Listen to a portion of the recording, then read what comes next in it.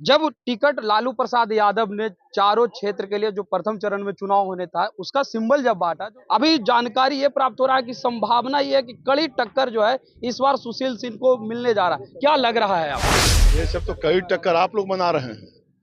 कड़ी टक्कर तो कहीं कुछ है नहीं है। हम बता रहे हैं कि आप लिख लीजिएगा कि पिछले बार 70,000 हुआ था, इस बार 1,70,000 होगा। पूरा बिहार में लहर है माननीय नरेंद्र मोदी जी का, माननीय नीतीश कुमार जी का, और उसमें माननीय चिराग पासवान जी हैं, माननीय उपेंद्र कुशवाहा हैं, एक उभरता हुआ नेता बिहार का माननीय सम्राट चौधरी है। माननीय नरेंद्र भाई मोदी जी बोल रहे हैं 400 पार, तो क्या इसमें कोई मजाक थोड़े हो रहा है? 400 के बहुत ज्यादा आगे रहेगा, आंधी है।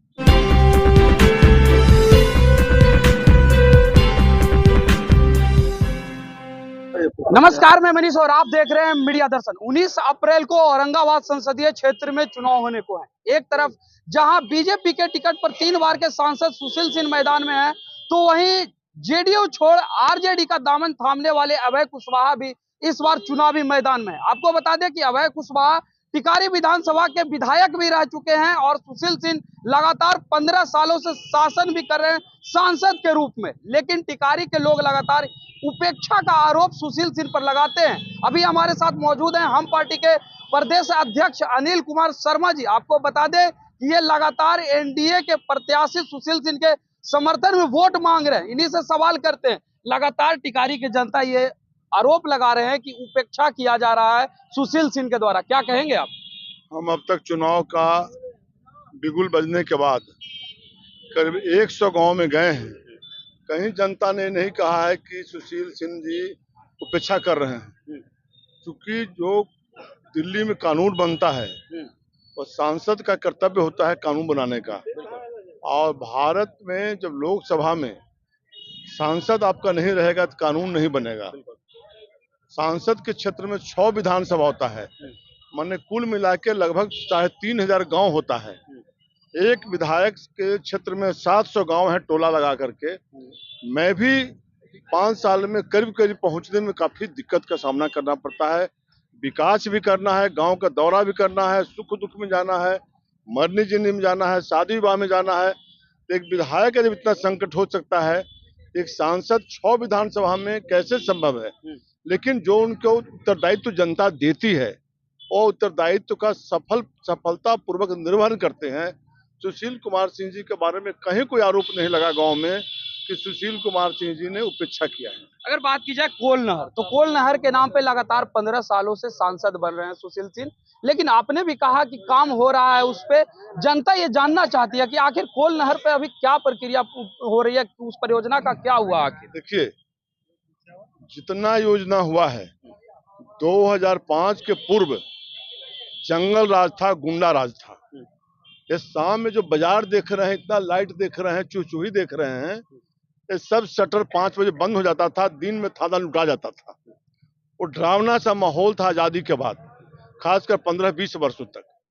उस डर को बिहार का मुख्यमंत्री माननीय नीतीश कुमार जी ने डर को समाप्त कर दिया। सारे व्यापारी, शिक्षक, कर्मचारी, विद्यार्थी, मजदूर, किसान सब रोड पर आ गए। और जब 10 साल पहले देश का प्रधानमंत्री बने माननीय नरेंद्र मोदी जी, तो उन्होंने देश और दुनिया में भारत का नाम रोशन किया। आज हम लोग गर्व महसूस करते हैं कि देश का प्रधानमंत्री कैसा है, तो नरेंद्र भाई मोदी जी हैं। आज के 10 वर्ष पूर्व देश की हर व्यवस्था चौपट हो गया था। दुनिया आपको कमजोर नजर से देखती थी। आज क्या होता है, G20 के बैठक आपका देश में होता है। देश और दुनिया के प्रधानमंत्री आते हैं तो भारत के प्रधानमंत्री से मिलना चाहते हैं। देश और दुनिया के प्रधानमंत्री भारत के प्रधानमंत्री को आमंत्रित करते हैं। जो समस्या था, जब हम जन्म लिए थे, होश में आए थे, तो उस समय से लगता था कश्मीर भारत का अभिन्न अंग है कि नहीं है, इसके सबके मन में संदेह था।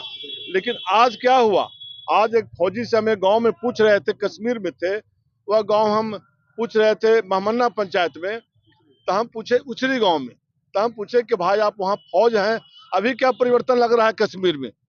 तो कहा कि सर कश्मीर में 370 जब समाप्त हुआ तो उसके बाद लग रहा है कि भारत का अंग है। अब एक झंडा पूरे देश में हो गया, एक संविधान पूरे देश में हो गया। एक कानून बनाने के लिए कौन था? अयोध्या में जाते थे तो कार सेवक को गोली मारा जाता था, कार सेवक छछनते थे। हम सनातन धर्म मानने वाले लोग हैं। जब किसी पूजा पाठ की बात होती थी तो होता था कि अयोध्या में रामलला नहीं है। विपक्षी नारा देते थे कि हम रामलला बनाएंगे, मंदिर अयोध्या बनाएंगे, तिथि नहीं बताएंगे। यही सब वो लोग छीटाकशी करते थे। माननीय प्रधानमंत्री जी ने कोई छीटाकशी नहीं सुना। ये नहीं बताएगा, हम तिथि बताएंगे। एक ही बार ऐसा बना दिए कि देश और दुनिया में सचकित काम किए। तो अयोध्या का वही हालत है, वाराणसी का वही हालत है, आपका विंध्याचल का वही हालत है, आपका उज्जैन का वही हालत है। सनातन धर्म मानने वाले लोग जाएंगे पूजा करने, जाएंगे मंदिर देखने, तो वहाँ उनके मंदिर पर रोड़ा गिर रहा है, टूट रहा है, ये हो रहा है। तो सारा कॉरिडोर, एक गया में भी उसी तरह का होने की बात हो रही है, विष्णुपद वगैरह से लेकर चारों ओर। तो बिहार में माननीय मुख्यमंत्री नीतीश कुमार ने जिन्होंने विकास किया, अमन चैन दिया, और जब विधायक हमने बना तो सारे जगहों पर काम किए। अब उसमें कौन आपका नकारेगा सुशील कुमार सिंह जी को? चारों ओर वोट, जहां हम गए हैं, जिस पंचायत में कहीं कहीं बोला कि हमारे यहाँ नहीं आए हैं, तो हमने उनसे सवाल किया। कल भी सवाल किया कैथी गांव में, क्या आप बैठ जाइए, कोई बोलते हैं तो हम सीधे बैठा लेते हैं, क्या बैठिए, आप बैठ के ये बताइए क्या आप उनसे क्या क्या आशा रखे हुए थे सांसद से? तो ये आशा रखे हुए थे कि जब हम प्रतिनिधि हैं, हमारे पार्टी के सांसद हैं, हमारे एनडीए गठबंधन के हैं, और जब हम काम करने के लिए तैयार है, सारा काम हमने किया है, तो आप दोषारोपण क्यों दे रहे हैं? कहा कि हाँ आप तो बहुत काम किए। हम कहा आप और अलग हैं, दोनों हम अलग क्या हैं? 2000 अभी तो बोले महामन्ना पंचायत में कि 2005 में सरकार नीतीश जी की बन गई थी, और 10 तक सरकार थी, लेकिन 10 तक लगता था कि 9 पंचायत वही जंगल राज का पार्ट है। जब हम 10 में विधायक बने और मंत्री भी नहीं थे, तो 9 पंचायत में 9 को बड़ा पुल देने का काम किया। आज हम अमन्ना में गए हुए थे, हमने कहा कि एक चीज बता दीजिए कि हम यहाँ गहरपुर पुल से आगे बढ़ के और आपका वहां तक कुसापी तक रोड दिए, और कुसापी से पंचानपुर नहीं पहुंचा, 15 में हम हार गए। तो 15 के 20 के बीच वही आदमी विधायक था जो आज चुनाव लड़ रहा है। तो 15 और 20 के बीच महामन्ना पंचायत उनके समाज का बहुमत था, क्यों नहीं कुसापी से लेकर के वहां तक बनाने का काम किया, पंचानपुर को जोड़ने का काम किया? तो ये काम बता दीजिए, चाहे आईटीआई हो, पॉलिटेक्निक हो, पावर ग्रिड हो, डेयरी केंद्र हो, चाहे जितना मंडल भवन हो, 100 बेड का अस्पताल हो, कोच अस्पताल हो, रोड हो, ये शहर का रोड खराब होता है तो हम सिंचाई का हो, ऑक्सीजन प्लांट हो, कौन सा काम हमने नहीं किया? एमपी या एमएलए अलग थोड़े होता है, हम लोग एनडीए गठबंधन के पार्ट है, हम लोगों ने मिलकर किया है। सवाल मेरा आपसे रहेगा, जब टिकट लालू प्रसाद यादव ने चारों क्षेत्र के लिए जो प्रथम चरण में चुनाव होने था, उसका सिंबल जब बांटा, जो अखिलेश प्रसाद से जो सवाल किया गया कि औरंगाबाद संसदीय क्षेत्र कांग्रेस का गढ़ रहा है और आरजेडी अपना सिंबल दे दिया है उम्मीदवार को, तो उन्होंने कहा मुझे इसके बारे में जानकारी नहीं है। अभी जानकारी ये प्राप्त हो रहा है कि संभावना ये है कि कड़ी टक्कर जो है इस बार सुशील सिंह को मिलने जा रहा है। क्या लग रहा है आप? ये सब तो कड़ी टक्कर आप लोग बना रहे हैं, कड़ी टक्कर तो कहीं कुछ है नहीं है। हम बता रहे हैं कि आप लिख लीजिएगा कि पिछले बार 70,000 हुआ था, इस बार 1,70,000 होगा। कहाँ कोई लड़ाई है? कहीं हम जा रहे हैं, आप तो हमको देखे हैं कई जगहों पर हम घूम रहे हैं। जनता जरूर कहती है इतना दिन से नहीं है, बस इतने, फिर कहती है कि हाँ सुशील बाबू ने पार्लियामेंट में बैठकर जारी कानून हमारा जो बन रहा था उस कानून के साथ माननीय प्रधानमंत्री नरेंद्र मोदी जी के साथ। तो जनता दिल्ली में भेजते कानून बनाने के लिए, दिल्ली से काम नहीं ना होता है बिहार में।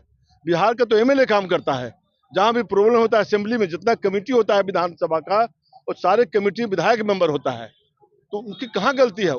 और जहां कोई बात होती है तो हम दोनों पूछते हैं, सब में उनका सहयोग रहता है। कोई अलग अलग हम लोग हैं, एमपी एमएलए की अलग है, कोई उनसे सवाल करता है, कोई पूछता है, कहीं कोई बात नहीं है।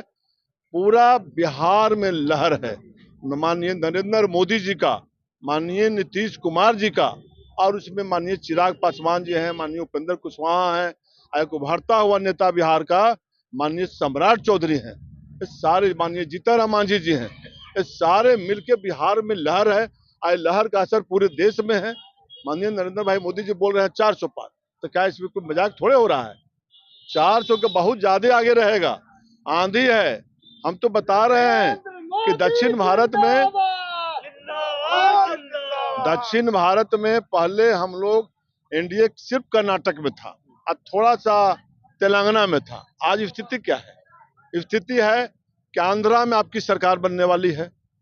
तेलुगु देशम अलायंस, चंद्रबाबू नायडू जो अलायंस गठबंधन है, चंद्रबाबू नायडू जी मुख्यमंत्री बन रहे हैं। जो अलायंस का वहाँ सीट आवेगा वो एनडीए का पार्ट है। फिर हम लोग वहाँ कर्नाटक में भारी बहुमत में है, तेलंगाना में भारी बहुमत में है, तमिलनाडु में हम प्रवेश कर गए। तमिलनाडु का जो कन्याकुमारी का इलाका है, हो सकता है 2-4 सीट हम लोग जीत जाए। जो त्रिवेंद्रम का सीट है वो कड़ा टक्कर भाजपा दे रहा है।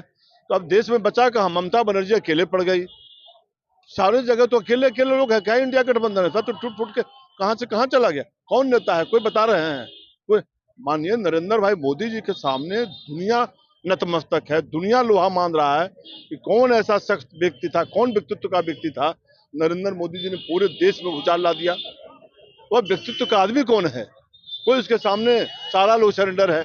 इसलिए पूरे जनता में लहर है, उत्साह है, और हम लोग भारी बहुमत से औरंगाबाद संसदीय सीट ही नहीं, बिहार में 400 सीट जीतने का काम करेंगे, यह मैं बताना चाहता हूँ। तो ये थे हमारे साथ हम पार्टी के प्रदेश अध्यक्ष अनिल शर्मा जी, जो कि एनडीए के प्रत्याशी सुशील सिंह के समर्थन